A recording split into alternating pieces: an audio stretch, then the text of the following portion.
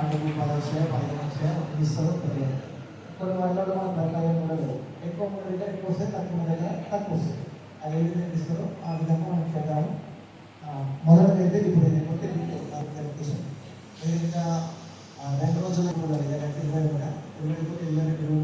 కూడా 24 కంప్లీట్ చేసేసి నాకు ఇవ్వండి. చాలా ఈజీ. రోజు 50 కూడా చేయించి వాళ్ళ దగ్గర మీకు దాంట్లో మొబైల్ నెంబర్ ఉంటుంది. అప్లికేషన్లో ఫోన్ చేసేసి వాడుకున్నప్పుడు ఈ సర్టిఫికేట్ ఉన్నాయా లేదా సర్టిఫికేట్ కావాలి కాబట్టి ఈజీగా రోజు 50 తీసుకోవచ్చు. కాబట్టి కంప్లీట్ చేసుకునేవాళ్ళు చేసుకోవడానికి పట్టణ ప్రజలందరికీ నమస్కారం. మనకు ప్రభుత్వం రాజీవ్ యువ వికాస స్కీమ్ కింద స్వయం ఉపాధి కల్పించడానికి నిరుద్యోగ యువకుకు రాజీవ్ యువ వికాస పథకం పేరుతో ప్రారంభించిన విషయం మీ అందరికీ కూడా తెలిసిందే. గత నెలలో స్టార్ట్ అయిన కార్యక్రమం అప్లికేషన్లు మనకు ఏప్రిల్ 14తో ముగిశాయి. ఆర్మూర్ పట్టణానికి సంబంధించి మనకు వివిధ కార్పొరేషన్ల కింద 2670 మంది దరఖాస్తు చేసుకోవడం జరిగింది.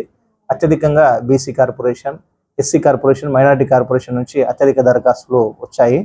మనకు ప్రతి 36 వార్డుల నుంచి కూడా అవకాశము, ఆశావహ దృక్పథం ఉన్న యువకులందరూ కూడా ఈ పథకాన్ని ఉపయోగించుకొని దరఖాస్తు చేసుకున్నారు. ప్రభుత్వం ఏదైతే గైడ్లైన్స్ ఇచ్చిందో జిఓఎంఎస్ నంబర్ 7 ద్వారా 25/3/2025 తారీఖు నాడు ప్రభుత్వం కల్పించిన గైడ్లైన్స్ ఆధారంగా ఈ వెరిఫికేషన్ ప్రక్రియ అనేది కొనసాగుతుంది.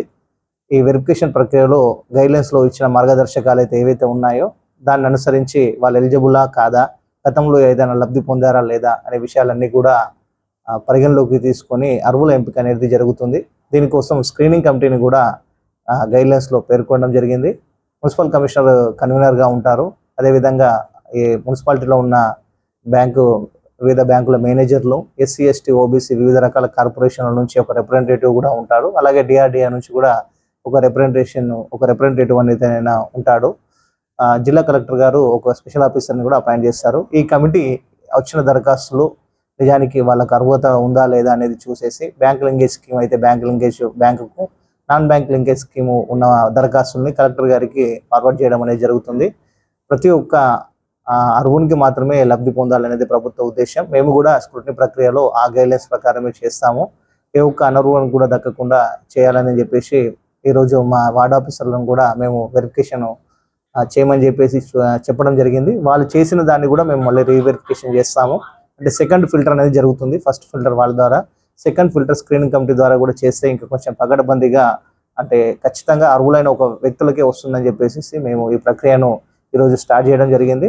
ప్రభుత్వ మార్గదర్శకాల ప్రకారము, అలాగే జిల్లా కలెక్టర్ గారి ఇన్స్ట్రక్షన్స్ ప్రకారం 25వ తేదీలోపు ఈ వెరిఫికేషన్ ప్రక్రియను పూర్తి చేసేసి మనకు ఏదైతే జూన్ 2 నాడు స్వయం ఉపాధి పథకం, ఈ రాజీవ్ వికాస పథకానికి అర్హుల వాళ్ళకు ఇవ్వాలని చెప్పేసి ప్రభుత్వం సూచించడం జరిగింది. ఆ లోపు మాకున్న గైడ్లైన్స్ ప్రకారం ఈ కార్యక్రమాన్ని పూర్తి చేస్తామని చెప్పేసి తెలియజేస్తున్నాం.